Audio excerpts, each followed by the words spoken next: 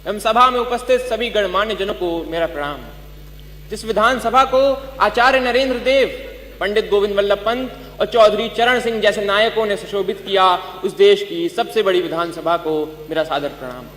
मेरा नाम अर्जुन है, कक्षा 12वीं का छात्र हूँ। संविधान के 75 वर्षों की यात्रा पर बोलने हेतु तीर्थों के तीर्थराज प्रयाग से आपके समक्ष उपस्थित हूँ। यूनिवर्सिटी ऑफ शिकागो के प्रोफेसर टॉम गिन्सबर्ग ने 1789 के बाद लिखे गए 190 संविधानों का अध्ययन किया और पाया कि इन संविधानों का औसत जीवन मात्र 17 वर्ष है। परंतु भारत का संविधान भारत के उत्कृष्ट मानवीय उपादानों का प्रतिनिधित्व करते हुए 75 वर्षों बाद भी आज दृढ़ता के साथ विद्यमान है।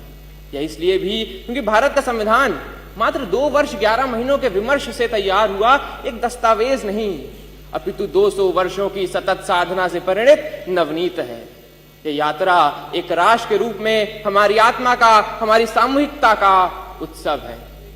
प्रसिद्ध जर्मन दार्शनिक इमैनुअल कांट ने अपनी पुस्तक क्रिटिक ऑफ प्रैक्टिकल रीजन में लिखा था कि constitution to be just must achieve the highest level of possible freedom for human individuals. Kant की इसी वैचारिकता को अपनी समस्त समग्रता में समेटने का काम संविधान ने किया और एक समावेशी लोकतंत्र संजोया।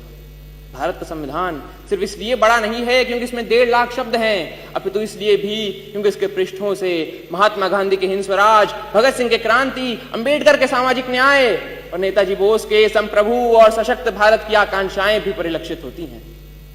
संविधान की यात्रा सरल नहीं रही है।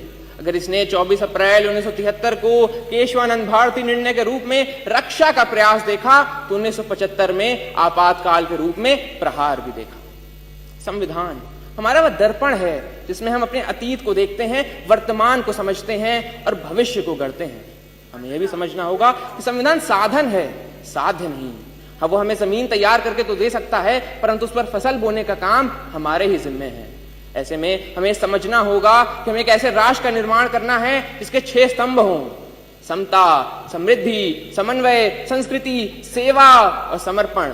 एक ऐसा भारत जहां हर व्यक्ति कह सके मैं भारत हूं और भारत मुझ में। जहां विश्व में तमाम जगह संवैधानिक मूल्यों के लिए, मताधिकार के लिए आंदोलन देखे गए, वहीं भारत में सहजता से प्राप्त मताधिकार एवं मौलिक अधिकारों ने शक्ति का संचार किया।